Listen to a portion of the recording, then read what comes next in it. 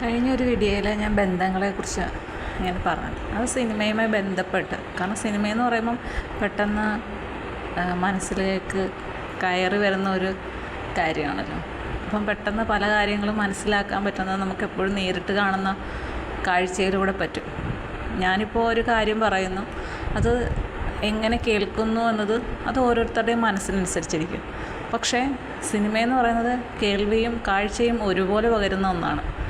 അതുകൊണ്ട് തന്നെ നമുക്ക് കൂടുതൽ നമ്മുടെ ഹൃദയത്തിലേക്ക് കയറാനായിട്ട് ഓരോ കഥാപാത്രങ്ങൾക്കും പറ്റുന്നതും ആ ഒരു കാര്യമുള്ളതുകൊണ്ടാണ്. അവർ കേൾക്കുന്നുമുണ്ട്, കാണുന്നുമുണ്ട്. നമ്മളെപ്പോഴും നേരിട്ട് കാണുന്നതും നേരിട്ട് കേൾക്കുന്നതും വേണം വിശ്വസിക്കാൻ എന്ന് പറയുന്നത് കേട്ടിട്ടില്ലേ? അപ്പോൾ അത്തരത്തിൽ ഇതാണ് ഞാൻ കുറച്ച് സിനിമയെ കണക്ട് ചെയ്ത് പറയുന്നത്. അപ്പം നിങ്ങൾ കേൾക്കുന്നവർക്കും പറയുന്ന എനിക്കും എളുപ്പമാകും. അപ്പോൾ ഞാനന്ന് ആദ്യം പറഞ്ഞിരുന്നു, സിനിമയുടെ പേര് പറഞ്ഞത് തെറ്റിപ്പോയി കേട്ടോ. I M so very very very sorry. അത് മുന്തിരി വള്ളികൾ തളർക്കുമ്പോഴല്ല, ഞാൻ ഇന്ന് ഒന്നുകൂടെ അത് നോക്കിയ ആ സിനിമയുടെ പേരെന്താണ്. അപ്പോൾ അതല്ല, അനുരാഗ കരിക്കിൻ വെള്ളം എന്നാണ് ആ സിനിമയുടെ പേര്. അപ്പോൾ അങ്ങനെ ഒരു തെറ്റ് കഴിഞ്ഞ വീഡിയോയിൽ ഞാൻ പറഞ്ഞിട്ടുണ്ടായിരുന്നു. അപ്പോൾ അത് എല്ലാവരും ക്ഷമിക്കുക. അത് കേട്ടിട്ട് ബാക്കി ഞാൻ ഡീറ്റെയിൽസ് പറഞ്ഞത് കറക്റ്റാണ്. നടന്മാർ പേര് മാത്രമേ ഉള്ളൂ. പറഞ്ഞില്ല, ചിലപ്പോൾ ഇങ്ങനെ പേരൊക്കെ വിട്ടുപോകും ഞാൻ ഇങ്ങനെയൊക്കെ. അപ്പോൾ ഞാനവിടെ സംശയം ഇട്ടിരിക്കും, അത് ക്ലിയർ ചെയ്തിട്ട് ഞാൻ പറയും. അപ്പോൾ അങ്ങനെ തെറ്റ് വന്നിട്ടുണ്ട്. അപ്പോൾ ഇത് കണ്ടിട്ടുള്ളതൊക്കെ എല്ലാം മനസ്സിലാകും സിനിമയുടെ പേര് തെറ്റിട്ടുണ്ടെന്ന്. അപ്പോൾ അതൊന്ന് ക്ഷമിക്കുക. അപ്പം അതുമായി കണക്ട് ചെയ്ത് അത് ആ ഒരു ബന്ധത്തിൻ്റെ കാര്യമാണ്. ഇന്ന് ഞാൻ ഇതിനു മുമ്പും ഞാൻ കണ്ട ഒരു സിനിമയാണ്. ഇതിൻ്റെ കുറച്ച് ഭാഗങ്ങൾ എനിക്ക് ടച്ച് ചെയ്യുന്ന കുറച്ച് ഭാഗങ്ങളുണ്ടല്ലോ എല്ലാ സിനിമയിലും നമുക്ക്, അത് ഞാൻ ഒന്നുകൂടെ കാണാൻ ശ്രമിക്കും. ഞാൻ നല്ല വെറുതെ ഇരിക്കും. ഇപ്പോൾ ഇന്ന് വെറുതെ ഇങ്ങനെ ഇന്ന് ഞങ്ങൾക്ക് പയർച്ചീരയായിരുന്നു കേട്ടോ. അപ്പം ഞാൻ അത് അരിഞ്ഞുകൊണ്ടിരുന്നപ്പോൾ കുഞ്ഞു എൻ്റെ അടുത്ത് വന്ന് കുറച്ചൊക്കെ ഇങ്ങനെ അതൊന്ന് എടുത്ത് ചവച്ചൊക്കെ നോക്കിയിട്ട് ഇഷ്ടപ്പെടാതെ ഇട്ടിട്ട് പോയി. അത് കഴിഞ്ഞിട്ട് കസേര മാറി നിന്നിട്ട് എന്നൊക്കെ ടി വി വെച്ചുകൊണ്ടിട്ട് ടി വി എന്ന് പറഞ്ഞു. അപ്പം ഞാൻ ഓർത്താ എങ്കിൽ ടി വി എന്തെങ്കിലും കാണാനായിരിക്കും, കഴിഞ്ഞ ദിവസം വെച്ചതല്ല. ഇത്തിരി നേരം നോക്കിയിരിക്കത്തുള്ളൂ, പിന്നെ അവളുടെ വഴിക്ക് പോകും. എങ്കിലും ഞാൻ സിനിമ വെച്ച് കൊടുക്കും. അപ്പോൾ ഞാനിങ്ങനെ കുറേ ലിസ്റ്റ് നോക്കിയപ്പോഴത്തേക്കും മഹേഷിൻ്റെ പ്രതികാരം എന്ന ആ സിനിമ ആണ്. അതിൽ എനിക്ക് ഭയങ്കരമായിട്ട് ടച്ച് ചെയ്തൊരു കാര്യം എന്ന് പറഞ്ഞാൽ,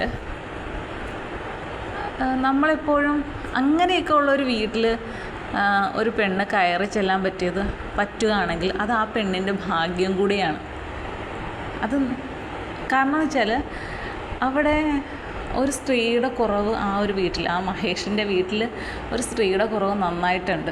അത് നമുക്ക് ആ വീട്ടിലെ കാര്യങ്ങളൊക്കെ കാണുമ്പോൾ തന്നെ മനസ്സിലാവും. അടുക്കളയിലൊക്കെ കാണുമ്പോൾ നമുക്ക് മനസ്സിലാവും. അതിനനുസരിച്ചാണ് അവർ ആ കഥ കൊണ്ടുപോയിരിക്കുന്നത്. അങ്ങനെയൊക്കെ ആണെങ്കിലല്ലേ ഉള്ളൂ ഇത്തിരി അടുക്കും ചിട്ടയൊക്കെ ഇല്ലാത്ത രീതിയിലാകുമ്പോഴും നമുക്കത് കൂടുതലായിട്ട് അതിൻ്റെ ആ ഒരു പവർ നമുക്ക് ക്യാച്ച് ചെയ്യാൻ പറ്റുള്ളൂ.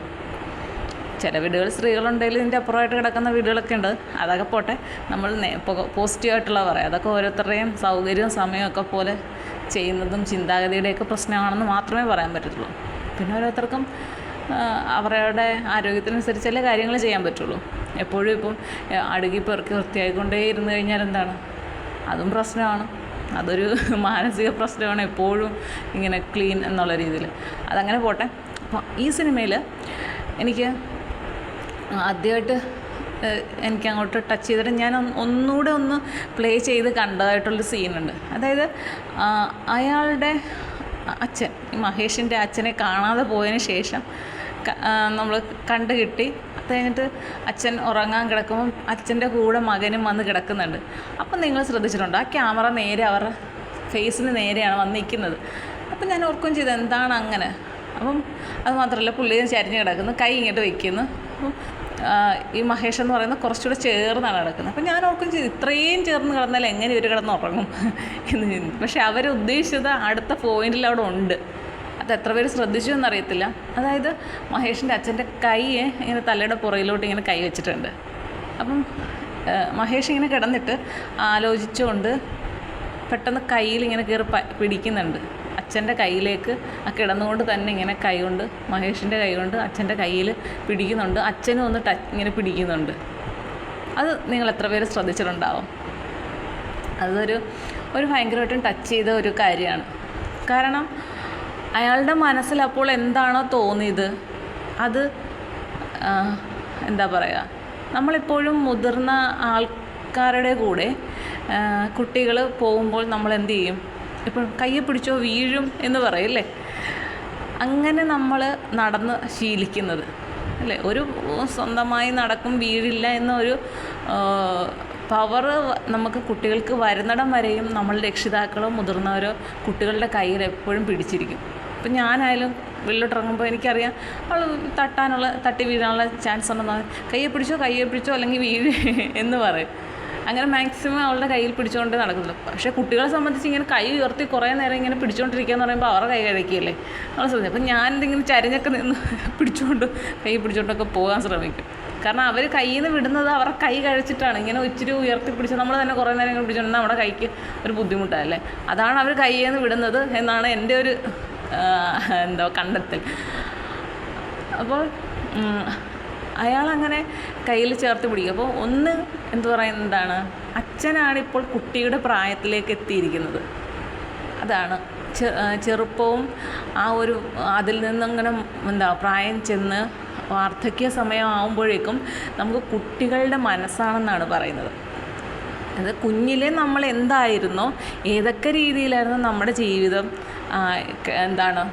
നമ്മൾ സ്റ്റെപ്പായിട്ടാണല്ലോ ഇത് നടക്കുക. അപ്പോൾ എഴയുന്നതും വീഴുന്നതും പിടിച്ചു നിൽക്കാൻ ശ്രമിക്കുന്നതും പതുക്കെ നടക്കുന്നത് ഇതെല്ലാം തന്നെ നമ്മുടെ വാർദ്ധക്യകാലത്ത് വീണ്ടും വരുമെന്നാണ്. അതാ വീണ്ടുമുള്ള ഒരു ബാല്യമാണ് ഈ വാർദ്ധക്യം എന്നാണ് പറയപ്പെടുന്നത്.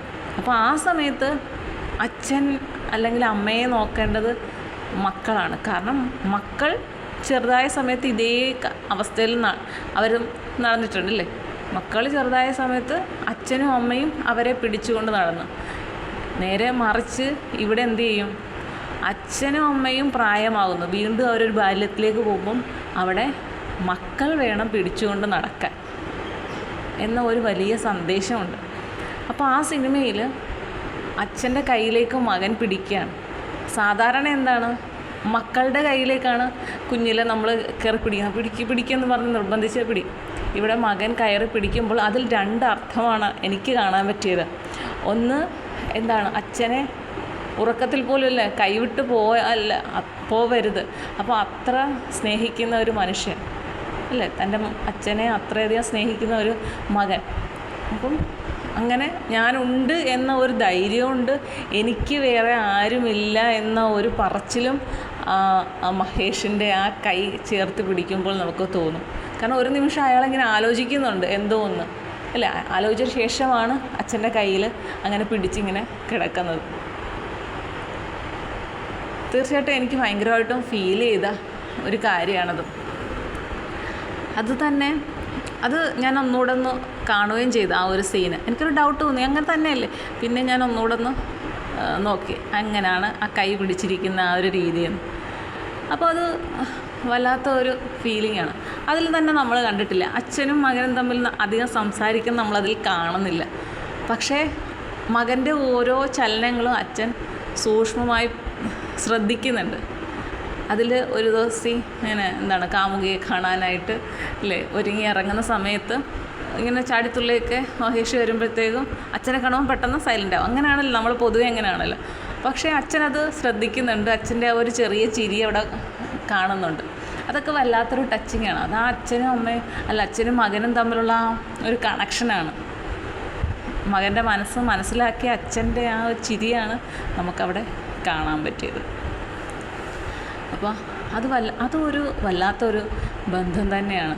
ഒരുമിച്ചിരുന്ന് ഭക്ഷണം കഴിക്കുന്നതും ഇത്തിരി മദ്യപിക്കുന്നതും അല്ലേ, എത്ര രസകരമായ കാര്യം. അതുപോലെ തന്നെ മഴയുള്ള സമയത്തൊക്കെ ഒരു കട്ടൻ രണ്ടുപേരും കുടിക്കുന്നതും അല്ലേ, മകൻ്റെ ചെറിയ ചെറിയ പ്രശ്നങ്ങൾ അച്ഛൻ മനസ്സിലാക്കുന്നതൊക്കെ നമുക്ക് അതിലെ കൂടെ കാണാം. പക്ഷേ അതിൽ വേറൊരു കാര്യം എന്ന് പറഞ്ഞാൽ എല്ലാവർക്കും ആ സമയത്ത് എനിക്കൊന്ന് ഈ സിനിമ ഇറങ്ങിയ സമയത്തൊക്കെ ഈ തേപ്പ് എന്നുള്ള ഒരു പേര് അല്ലേ, സത്യം അതിലെ നായകയുടെ പേര് എൻ്റെ പേര് ഒന്ന് തന്നെയാണല്ലോ, സൗമ്യ എന്നുള്ള. അപ്പം ഞാനിങ്ങനെ ആലോചിക്കാറുണ്ട് ഇടയ്ക്കോ സൗമ്യ. അപ്പോൾ അങ്ങനെ ആ ഒരു ക്യാരക്ടറിനെ കുറിച്ച് നമുക്ക് എന്താണ് പറയേണ്ടത് എന്ന് ഞാനിങ്ങനെ കുറേ ആലോചിച്ചു. അപ്പോൾ എനിക്ക് തോന്നിയൊരു കാര്യമുണ്ട്, ഒരു മിഡിൽ ക്ലാസ് ഫാമിലിയിൽ മിക്കവാറും പെൺകുട്ടികൾ ചിന്തിക്കുന്ന ഒരു ചിന്താഗതിയാണ് അതിലൂടെ പറയുന്നത്. വീട്ടുകാരും എന്താണ് ചിന്തിക്കുന്നത്, അവൾക്ക് ഒരു മെച്ചപ്പെട്ട ഒരു ലൈഫ്. എല്ലാ വീട്ടുകാരും അങ്ങനെയാണ് ചിന്തിക്കുന്നത്. അപ്പോൾ എല്ലാ വീട്ടുകാരും വിചാരിക്കുന്നത് എൻ്റെ മകൾക്ക് അങ്ങനെ നല്ലൊരു ബന്ധം കിട്ടിയ അവൾ സുഖമായിട്ടിരിക്കും എന്ന ഒരു ചിന്തയിലൂടെ അവർ സഞ്ചരിക്കുമ്പോഴാണ് പലപ്പോഴും വലിയ വലിയ ബന്ധങ്ങൾ വരുമ്പോൾ കണ്ണു അടച്ചതങ്ങ് നടത്തി കൊടുക്കുന്നത്. ചില ബന്ധങ്ങൾ വിജയിക്കും, ചിലത് പരാജയപ്പെട്ടു പോവും. അതിൽ നിന്നുണ്ടാകുന്ന പ്രശ്നങ്ങൾ വളരെ വലുതാവും അല്ലേ. അപ്പോൾ ഇവിടെയും അവർക്ക് അങ്ങനൊരു ചിന്ത വരുന്നു. മകളോട് സംസാരിക്കുന്ന മകൾ ഓക്കെയാണ്. എത്ര നിസ്സാരമായിട്ടാണ് നമ്മൾ ശ്രദ്ധിച്ചാൽ ഒരാൾ പെണ്ണ് കാണാൻ വരുന്ന സമയത്ത് ഒരു പൊട്ട് മാറ്റി മറ്റൊരു കുറച്ചുകൂടെ സ്റ്റൈലിഷ് ആയിട്ടുള്ള ഒരു പൊട്ടെടുത്ത് നെറ്റിയിൽ വയ്ക്കുന്ന ആ ഒറ്റ ഒരു സീനോട് കൂടി എന്താണ് നമുക്ക് മനസ്സിലാവും, ഇത് മാറി പഴയതോടെ മാറ്റി വെച്ച് അതല്ല പുതിയ ഒരു സ്റ്റൈൽ ആയിട്ടുള്ള ജീവിതം തുടങ്ങുകയാണ് എന്നുള്ളതും അതിൽ ഡയറക്ടറെ വ്യക്തമാക്കുക. അപ്പം അതൊക്കെ അങ്ങനെ പോയി അയാളുടെ ജീവിതത്തിലും മോശം ഒരു സമയം ഉണ്ടായില്ലേ. സത്യം പറഞ്ഞു കഴിഞ്ഞാൽ അത് എനിക്ക് ഒരുപാട് ടച്ച് ചെയ്തു. അതായത് ഇത്രയും ആളുകളുടെ മുന്നിൽ വെച്ച് ഇതൊക്കെ നമുക്കൊക്കെ ഓരോരുത്തരും ജീവിതം സംഭവിച്ചിട്ടുള്ളതൊക്കെയാണ്.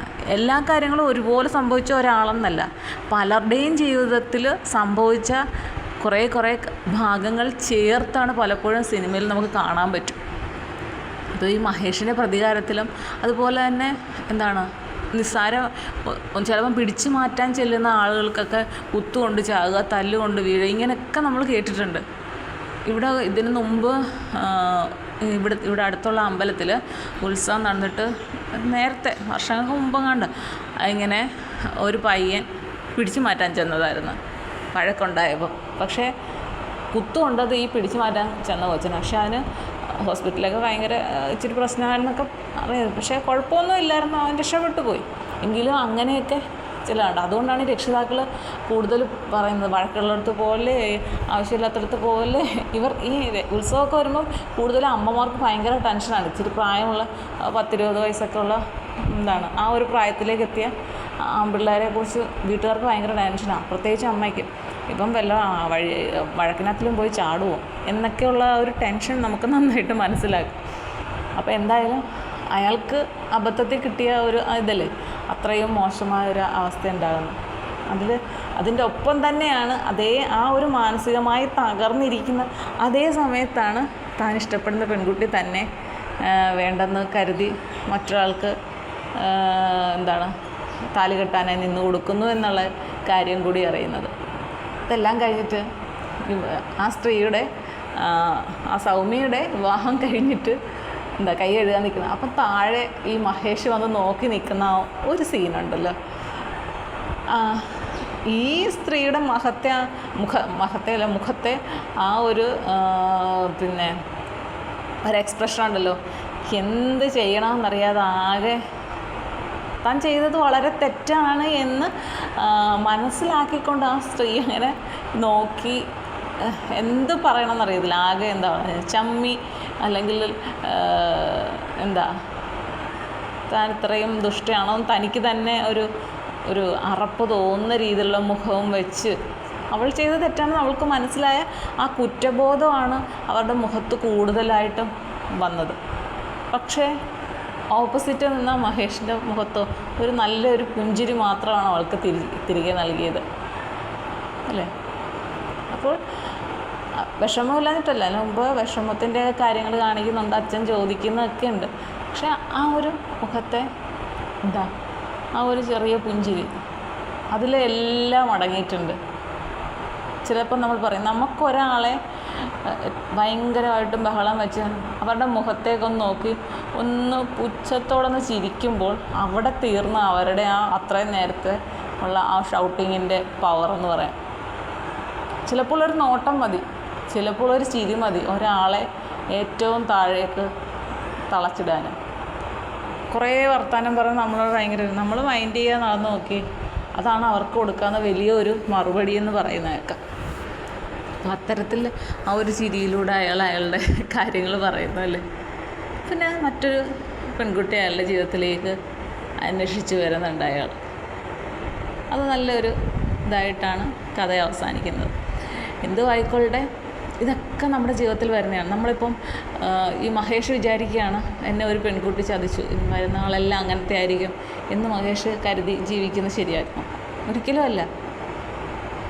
നമുക്കറിയാം, അങ്ങനെ ഒരു സ്ത്രീ, ഒരു പക്ഷേ അങ്ങനെ ചതിക്കാൻ മനസ്സുള്ള സ്ത്രീ ഈ മഹേഷിൻ്റെ ജീവിതത്തിൽ വന്നിരുന്നെങ്കിൽ ഭയങ്കര പ്രശ്നങ്ങൾ ചിലപ്പോൾ ഉണ്ടായേനെ അല്ലേ. പക്ഷേ അവർ പോയി ഇതിൽ നല്ലൊരു പെൺകുട്ടി ജീവിതത്തിലേക്ക് വരികയും ചെയ്തു. കാരണം നമുക്ക് പറ്റിയ ഒരാൾ എവിടെയോ ഉണ്ട്. സമയമാകുമ്പം നമ്മളെ തേടി വരും. അതുവരെ നമ്മുടെ ചുറ്റും പല പല പ്രശ്നങ്ങളുണ്ടായി നമ്മളതിനെ കൂടുതൽ മൈൻഡ് ചെയ്യാൻ പോകുന്നും വേണ്ട. നമുക്കുള്ള ആൾ നമ്മളെ തേടി വരും എന്നുള്ള കാര്യത്തിൽ ഒരു വ്യത്യാസവുമില്ല. പിന്നെ ജീവിതമാണ്, പല പ്രശ്നങ്ങൾ ഇങ്ങനെ നമ്മളെ ചുറ്റിപ്പറ്റി വരും. അതെല്ലാം നമ്മൾ എന്ത് ചെയ്യണം? അതെല്ലാം നമ്മൾ ഉൾക്കൊണ്ടേ പറ്റുള്ളൂ. ഒന്നിൽ നിന്ന് നമുക്ക് ഒളിച്ചോടാനോ ഒഴിഞ്ഞു മാറാനോ ഒന്നും പറ്റില്ല. നമുക്ക് ഇങ്ങനെയൊക്കെയുള്ള കാര്യങ്ങളിലൊക്കെ വരുമ്പോഴത്തേക്കും ഒരുപാട് കുറ്റപ്പെടുത്തലുകളും പരിഹാസങ്ങളും ഒക്കെ കേൾക്കാം. ഈ സിനിമയിൽ തന്നെ അങ്ങനെയുണ്ട്. അതായത് ഒരാൾ ലിഫ്റ്റ് ചോദിക്കുന്ന, അവിടോട്ട് പള്ളിയുടെ അവിടോട്ടൊന്ന് ഇറക്കുമെന്ന് ചോദിക്കുന്നു. കല്യാണത്തിന് പോയ കല്യാണം ഇന്നാളിലെ എന്ന് പറഞ്ഞിട്ട് ആ പുറയിലിരിക്കുന്ന ആൾ ഈ മഹേഷിനെ ഇങ്ങനെ നോക്കുന്ന കണ്ണുകൊണ്ട് അത് നല്ലതായിട്ട് മനസ്സിലാവുന്ന രീതിയിൽ അയാൾ നോക്കുന്നുണ്ട്. അപ്പോൾ അതിലൂടെ എന്താണ് അയാൾ അർത്ഥമാക്കുന്നത്? ഇവൻ സ്നേഹിച്ചിരുന്നവളല്ലേ, ആളുടെ കല്യാണം, അപ്പോൾ ഇവൻ്റെ എക്സ്പ്രഷൻ എന്താണ്, അവനെ ഫീൽ ചെയ്തോ എന്നുള്ള രീതിയിലാണ് അയാൾ ആ നോക്കുന്നത്. ഒന്ന് ആക്കുക എന്നൊക്കെ പറയത്തില്ലേ, അതുപോലാണ് അയാൾ നോക്കുന്നത്. പക്ഷെ ഇതെല്ലാം അയാളുടെ മനസ്സിൽ, മഹേഷിൻ്റെ മനസ്സിൽ ഇങ്ങനെ ഉണ്ട്. ഇതുപോലെ നമ്മളെയും പല കാര്യങ്ങളിലും അറിഞ്ഞുകൊണ്ട് നമ്മളെ ഇങ്ങനെ ഒന്ന് ഇത് ചെയ്തുകൊണ്ട് സംസാരിക്കും. നമുക്കൊന്ന് ഫീൽ ചെയ്യാനായിട്ട് ഇതുപോലെ സംസാരിക്കുന്ന ഒരുപാട് പേര് നമ്മുടെ സമൂഹത്തിലുണ്ട്. അവർക്കറിയാം ഫുള്ള്, നമ്മളെക്കാട്ടിയും കൂടുതൽ നമ്മുടെ കാര്യങ്ങളെല്ലാം അറിയാം. പക്ഷേ അതെല്ലാം ഉള്ളി വെച്ചുകൊണ്ട് ഇങ്ങനെ കൊത്തി ഒക്കെ ഓരോന്ന് ചോദിക്കും. എന്തിനാണ്? നമ്മളെന്ത് പറയും എന്നറിയാം. എന്നിട്ട് നമ്മൾ പറയുന്നത് എടുത്ത് വേണം ഈ കേൾക്കുന്ന ആൾക്ക് അടുത്ത ഒരു കഥയുണ്ടാക്കാൻ എന്നുള്ളൊരു മൈൻഡാണ്. ഒരുപാട് പേരുണ്ട് എല്ലാം അറിഞ്ഞുകൊണ്ട് തന്നെ ഇങ്ങനെ കുത്തി ചോദിക്കുന്നവർ. അതവർക്കും ഒരു രസം. പിന്നെ അവർക്കൊരു സംശയം കാണും, ഞാൻ അറിഞ്ഞ പോലെ തന്നെയാണോ യഥാർത്ഥത്തിൽ കഥ, അതുകൊണ്ടൊന്ന് ചോദിച്ചേക്കാം, ഇങ്ങനെ ചോദിക്കുന്നവരും ഉണ്ട്. പിന്നെ ഇതൊന്നും അല്ലാതെ എന്തായിരുന്നു എന്നറിയാനുള്ള ഒരു ഇതുമുണ്ട്, വിഷമം കൊണ്ട് ചോദിക്കുന്നവരും ഉണ്ട്. എല്ലാ ടൈപ്പിലുള്ള ആളുകളും ഉണ്ട്. എന്തായാലും ജീവിതത്തിലല്ലേ എന്തെല്ലാം പ്രശ്നങ്ങളാണ് ഓരോ ദിവസവും നമ്മൾ നേരിടേണ്ടി വരുന്നത്. ആ സമയത്ത് നമ്മളെ ഒന്ന് ചേർത്ത് പിടിക്കാൻ, ഞാനുണ്ട് എന്ന് പറയാനായിട്ട് ഒരാൾ നമുക്കൊപ്പം ഉണ്ടാകുന്നത് വലിയൊരു കാര്യമാണ്. അതൊക്കെ എല്ലാവർക്കും കിട്ടണമെന്നില്ല. ചിലർക്ക് അങ്ങനെ ഒരു സമയമോ അല്ലെങ്കിൽ അങ്ങനെയൊന്നും പറയാൻ ആളില്ലാത്ത സന്ദർഭങ്ങളൊക്കെ വരും. അപ്പോൾ നമുക്ക് എപ്പോഴും നമുക്കൊരു പ്രശ്നം ഉണ്ടാകുന്ന സമയത്ത് നമുക്കത് സംസാരിക്കാനായിട്ട് നമുക്ക് ചുറ്റും ആളുകൾ ഉണ്ടാവണമെന്നില്ല, അല്ലെങ്കിൽ കേൾക്കാൻ സമയമുള്ളവരുണ്ടാവണമെന്നില്ല. പക്ഷേ നമ്മളെല്ലാ പ്രശ്നങ്ങളെയും തരണം ചെയ്തേ പറ്റുള്ളൂ. അപ്പോൾ അങ്ങനെ തരണം ചെയ്യുന്നവർക്ക് മാത്രമേ മുന്നോട്ടുള്ള നമ്മുടെ ജീവിതത്തിലെ വഴി ക്ലീനായി കിടക്കുകയുള്ളൂ.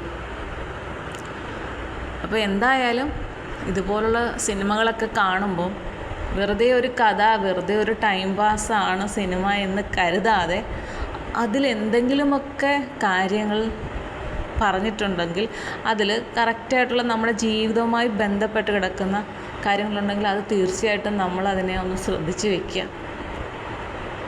ഒരുപാട് സിനിമകൾ കാണുമ്പോൾ നമുക്ക് ഇതൊന്നുമില്ലാത്ത കുറേ പൊട്ട സിനിമകളെന്നൊക്കെ പറയുന്നത് എന്തോ ഉദ്ദേശത്തിൽ കുറേ കാശ് വാരുക എന്ന ലക്ഷ്യത്തോടു കൂടിയൊക്കെ മാത്രം ചെയ്യുന്ന കുറേ സിനിമകളൊക്കെ ഉണ്ട്. അല്ലെങ്കിൽ ഈ അനാവശ്യമായ മയക്കുമരുന്നും കഞ്ചാവും അത് ഇത് ഇടി കൊല ഇങ്ങനെയൊക്കെ ഉള്ള വെറും ഇതായിട്ടുള്ള സിനിമകളൊക്കെ ഉണ്ട്. അതൊക്കെ കണ്ടു കഴിഞ്ഞാൽ എന്താ സംഭവിക്കുക? മനസ്സിനൊരു സമാധാനം കിട്ടത്തില്ല. അതൊക്കെ കാണുമ്പം തന്നെ എനിക്ക് സത്യം പറഞ്ഞാൽ അങ്ങനെയൊക്കെയുള്ള സിനിമ ഇത് എന്തിനാണ് ഈ കുത്തുന്നതും ഒക്കെ കാണിക്കുന്നത് ഇത്ര ക്ലിയറായിട്ട് ഞാൻ ചിന്തിച്ചിട്ടുണ്ട്. പക്ഷേ ഇങ്ങനത്തെയൊക്കെയുള്ള സിനിമകൾ നമുക്ക് ഒരു പ്രചോദനം കൂടി തരും. നമ്മുടെ പ്രശ്നങ്ങളെയൊക്കെ നമ്മൾ എങ്ങനെ പരിഹരിക്കണം അതിനെയൊക്കെ എങ്ങനെ നേരിടണം എന്നുള്ള ഒരു മാർഗം കൂടി ഇത്തരത്തിലുള്ള സിനിമകൾ പലതും നമുക്ക് ഒരു സഹായമായി നിൽക്കും. അപ്പം ഞാൻ ഈ മുന്തിരി വള്ളികൾ തളിർക്കുമെന്ന് പറയും, എനിക്ക് തോന്നുന്നു അത് മോഹൻലാലിൻ്റെ സിനിമയാണെന്ന് തോന്നുന്നു. അപ്പോൾ മോഹൻലാലിൻ്റെ മകൾക്കൊരു സ്നേഹബന്ധം തുടങ്ങുന്നതിനെക്കുറിച്ച് അതിനകത്ത് പറയുന്നുണ്ട്. പക്ഷെ അവളത് വേണ്ടാന്ന് വെക്കുന്നു. അത് മകളെ പിന്തുടർന്ന് പോകുന്ന മോഹൻലാൽ അത് കാണുന്ന ആ ഒരു സിനിമയാണെന്ന് തോന്നുന്നു, അതിൻ്റെ പേരെങ്ങനെയാണെന്ന് തോന്നുന്നു. അപ്പോൾ അതും ഇത്തരത്തിൽ കുട്ടികൾ മാതാപിതാക്കളെ കണ്ട് മനസ്സിലാക്കി വെച്ചിട്ടുള്ള ഒരു ജീവിതം, അവരുടെ ജീവിതം അതുപോലെ തന്നെ ആയാൽ മതി എന്ന് കുട്ടികൾ കരുതുന്നുണ്ടെങ്കിൽ അവിടെയാണ് മാതാപിതാക്കളുടെ വിജയം. അങ്ങനത്തെ ഒരു സിനിമയാണ് അത്. എനിക്ക് ആ സിനിമയുടെ പേര് അതാണെങ്കിൽ മീനയാണ് അതിനകത്തുള്ള നായിക.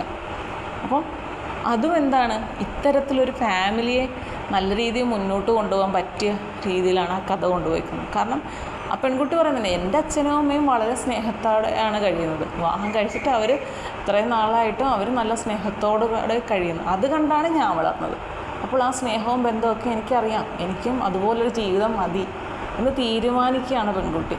അപ്പോൾ അവൾ മനസ്സിലാക്കിയ ആ ഒരു കുടുംബജീവിതത്തെക്കുറിച്ചുള്ള ആ കൺസെപ്റ്റും അല്ലേ, ആ ഒരു കൺസെപ്റ്റ് അവളിൽ ഉണ്ടാക്കിയെടുത്തിട്ടുള്ള അച്ഛനും അമ്മയും അല്ലേ, പിന്നെ അതിനപ്പുറത്തേക്ക് എന്താണ് ജീവിതത്തിൽ വേണ്ടത്? ഇനി അവൾക്ക് അതിന് അനുയോജ്യനായ ഒരു പുരുഷനെ കണ്ടെത്ത് വിവാഹം നടത്തുന്നതോടുകൂടി അവരുടെ ജീവിതത്തിൽ വലിയൊരു കാര്യമായി അല്ലേ. ഇങ്ങനെയുള്ള കുടുംബങ്ങൾ ഉണ്ടാവണം. ഇത്തരത്തിൽ കുട്ടികൾ കണ്ടു പഠിക്കാനായിട്ടുള്ള മാതൃകകളായി മാറണം അച്ഛനും അമ്മയും അല്ലേ. അങ്ങനെയാവുമ്പോൾ ഒരു പ്രശ്നങ്ങളും പൊതുവെ ഉണ്ടാവില്ല. കുട്ടികൾ വഴിതെറ്റിപ്പോകും എന്ന് തോന്നുന്ന ആ പ്രായത്തിൽ പോലും അവർക്ക് വീട്ടിലുള്ളവരെക്കുറിച്ചുള്ള നല്ല നല്ല കാര്യങ്ങൾ അവരുടെ മനസ്സിലേക്ക് കടന്നു വരും. അപ്പോൾ അവർക്ക് എന്ത് ചെയ്യാം, ഒരിക്കലും വഴിതെറ്റിപ്പോകുന്നു. കാരണം ഞാനിപ്പോൾ എന്ത് സന്തോഷത്തിൻ്റെ പുറകെയാണോ ഈ പ്രായത്തിൽ പോകാനായിട്ട് ശ്രമിക്കുന്നത്, ആ സന്തോഷം വെറും നിസ്സാരമായ സന്തോഷം, അതിലും വലിയ സന്തോഷം എനിക്ക് എൻ്റെ വീട്ടിൽ നിന്ന് കിട്ടുന്നുണ്ട്. വേണ്ട പരിഗണന കിട്ടുന്നുണ്ട്, സ്നേഹം കിട്ടുന്നുണ്ട്, എല്ലാം ലഭിക്കുന്നുണ്ടെങ്കിൽ പിന്നെ ഞാനെന്തിനും പുറത്തേക്ക് പോകണം ആ ഒരു സ്നേഹം അന്വേഷിച്ച് അല്ലേ. അങ്ങനെയൊക്കെ ചിന്തിക്കാൻ എല്ലാ കുട്ടികൾക്കും കഴിയട്ടെ. നേരെ മറിച്ചുള്ള കുടുംബമാണെങ്കിൽ എന്ത് ചെയ്യണം, വീട്ടിലോട്ട് ചെന്ന് കഴിഞ്ഞാൽ അച്ഛനും അമ്മയുടെയും വഴക്ക്, അല്ലെങ്കിൽ അപ്പൂപ്പനും അമ്മമ്മയുടെയും വഴക്ക്, അല്ലെങ്കിൽ അമ്മുമ്മയും തമ്മിലുള്ള ഇതൊക്കെ ഈ മുതിർന്നവർ തമ്മിലുള്ള വഴക്കും ബഹളവും ചീത്തയൊക്കെ കേൾക്കുന്ന ഒരു കുടുംബത്തിൽ ഉള്ള കുട്ടിയാണെങ്കിൽ എന്ത് ചെയ്യും, വീട്ടിലേക്ക് വരാൻ അവർക്ക് മടി വരും. ഒന്നുകിൽ ഏതെങ്കിലും കൂട്ടുകാരുടെ വീട്ടിൽ, അയലത്തുകാരുടെ വീട്ടിൽ, അല്ലെങ്കിൽ കളിക്കാനോ അങ്ങനെയൊക്കെ ഉള്ള സ്ഥലങ്ങളിലേക്ക് പോയിരിക്കാൻ ഈ കുട്ടികൾ ആഗ്രഹിക്കും. കാരണം ഈ ബഹളവും വഴക്കും കേൾക്കണ്ടല്ലോ എന്ന് കരുതും. അങ്ങനെയൊക്കെ ഇരിക്കുമ്പോഴായിരിക്കും അവൻ്റെ അല്ലെങ്കിൽ അവളുടെ സാഹചര്യം മുതലെടുക്കാനായിട്ട് ചുറ്റുപാടുമുള്ളവർ ശ്രമിക്കുന്നത് പലപ്പോഴും. അപ്പം അവൾ നോക്കുമ്പോൾ എൻ്റെ വീട്ടിൽ ചെന്നാൽ അവിടെ മുഴുവൻ നടക്കുന്നത് മൊത്തം തെറ്റായ കാര്യങ്ങൾ മാത്രം. ഈ വഴക്കും ബഹളവും അടിയും ഇല്ലേ, തല്ലാൻ വരുന്ന അച്ഛൻ, അല്ലെങ്കിൽ തല്ലാൻ വരുന്ന അമ്മ, അല്ലെങ്കിൽ വെട്ടുകത്തിയായിട്ട് നടക്കുന്ന അപ്പൂപ്പൻ അമ്മൂമ്മ, അങ്ങനെയൊക്കെ ഈ ബഹളങ്ങളും കാണും. അപ്പോൾ അതിനെക്കാട്ടിലും സ്വസ്ഥമായ എന്തോ ഒന്നും പുറത്തുനിന്ന് അങ്ങനെക്ക് കിട്ടുന്നു എന്നൊരു ബോധ്യം ആൺകുട്ടിക്കായാലും പെൺകുട്ടിക്കായാലും ഉണ്ടായാലും എന്ത് ചെയ്യും, ആ ഒരു ചിന്ത അവളുടെ ഉള്ളിൽ വളരും. ആ മാർഗത്തിലേക്ക് അവർ തനിയെ യാത്ര ആരംഭിക്കും, ആരോടും പറയണമെന്നില്ല.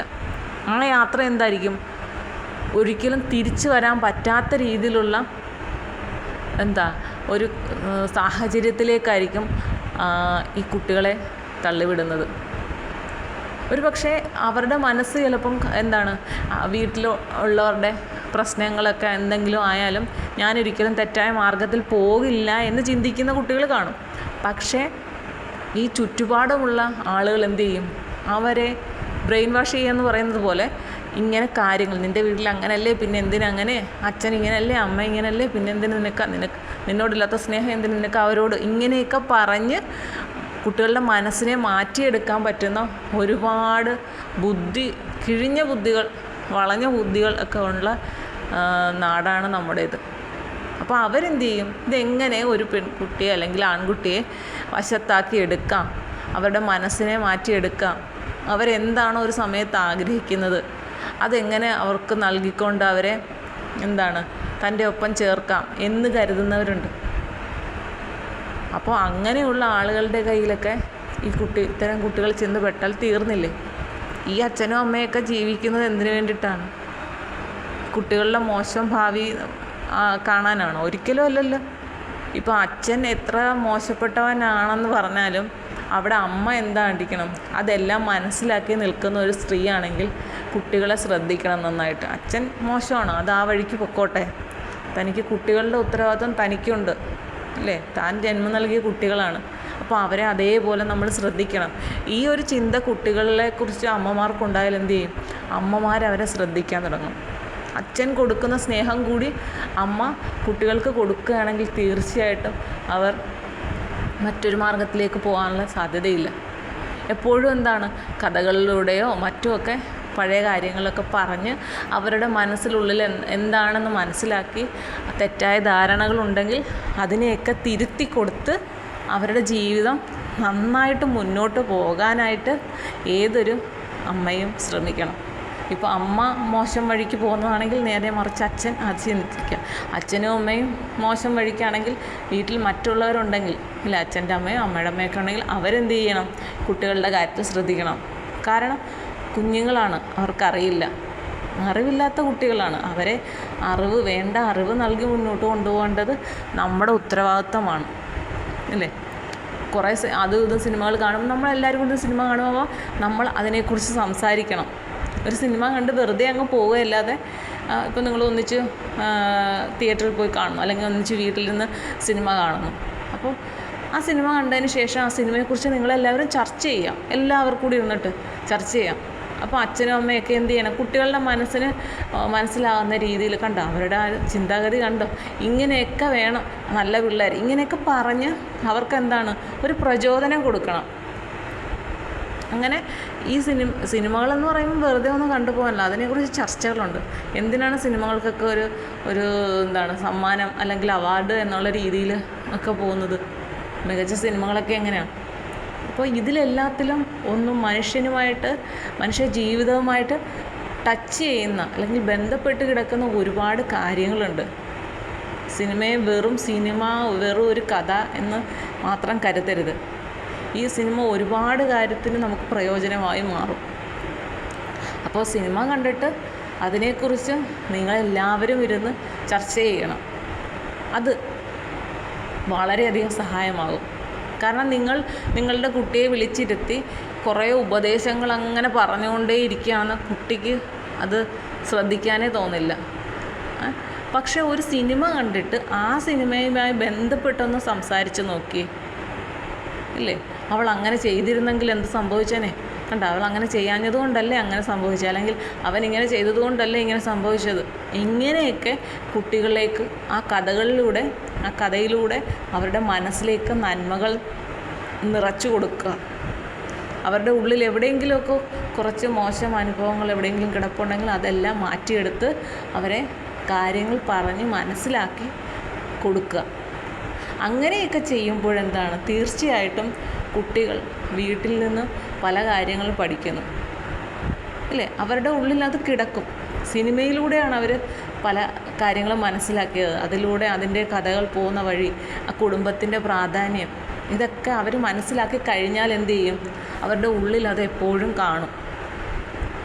ഇടയ്ക്കൊക്കെ ഇങ്ങനെ വീട്ടിൽ സംസാരിക്കുന്നതിനിടയ്ക്കൊക്കെ അതൊക്കെ ഓർമ്മിപ്പിക്കുക. ഇപ്പോൾ അമ്മയ്ക്കാണെങ്കിലും ജോലി ചെയ്യുന്നതിനിടയ്ക്ക് മക്കൾ വരുമ്പോഴത്തേക്കും അതിനെക്കുറിച്ചൊക്കെ സംസാരിച്ച് അല്ലേ, സ്കൂളിൽ പോയ കഥയും ഈ ട്യൂഷൻ സെൻറ്ററിൽ പോയ കഥയും അല്ലെ വഴിയിൽ കൂടെ വരുന്ന കാര്യങ്ങളും ഒക്കെ സംസാരിച്ച് കുട്ടികളുടെ മനസ്സിൽ എന്തെങ്കിലുമൊക്കെ വീണ് കിടപ്പുണ്ടെങ്കിൽ അതെല്ലാം മനസ്സിലാക്കാൻ വീട്ടിലുള്ളവർ ശ്രമിക്കുക. ഇന്നത്തെ കാലം വളരെ മോശമാണ്. അപ്പോൾ നമ്മൾ ഏത് തരം സിനിമ കാണുന്നോ ആ സിനിമയുമായി ബന്ധപ്പെട്ട നല്ല കാര്യങ്ങൾ എപ്പോഴും കുട്ടികളുടെ ഉള്ളിലേക്ക് പകർന്നു നൽകുക. അപ്പോൾ അവരെന്ത് ചെയ്യും? അത് അവരുടെ ഉള്ളിൽ നിൽക്കാനായിട്ട് കഴിയും. അതാണ് ഈ കഥകൾക്കുള്ള ഒരു പ്രത്യേകത എന്ന് പറയുന്നത്. ഉപദേശങ്ങൾ എപ്പോഴും ഉപദേശങ്ങൾ മാത്രമായിരിക്കും. ആരും ഇഷ്ടപ്പെടാത്ത കാര്യമാണ്, ആരും ഇഷ്ടപ്പെടത്തില്ല. പക്ഷേ കഥകൾ കേൾക്കാൻ എല്ലാവർക്കും ഇഷ്ടമാണ് അല്ലേ? അതുകൊണ്ടാണ് ഇങ്ങനെയുള്ള സിനിമകൾ വിജയിച്ചു പോകുന്നതും പലതും. കഥകളിലൂടെ പറയാണ്. കൊച്ചുകുട്ടികൾ നമ്മൾ പഠിത്തം തുടങ്ങുന്നതേ എങ്ങനെ തന്നെയാണ്? ഈ കഥകളിലൂടെ തന്നെയല്ലേ? അപ്പം കഥകൾക്ക് അതിൻ്റെ പ്രാധാന്യമുണ്ട്. വെറും ഒരു സിനിമയായി കാണരുത് പല സിനിമകളെയും. അത് ജീവിതവുമായി പെടുത്തിക്കൊണ്ട് കുട്ടികൾക്ക് കാര്യങ്ങൾ പറഞ്ഞ് മനസ്സിലാക്കാൻ ശ്രമിക്കുക. ഓക്കെ.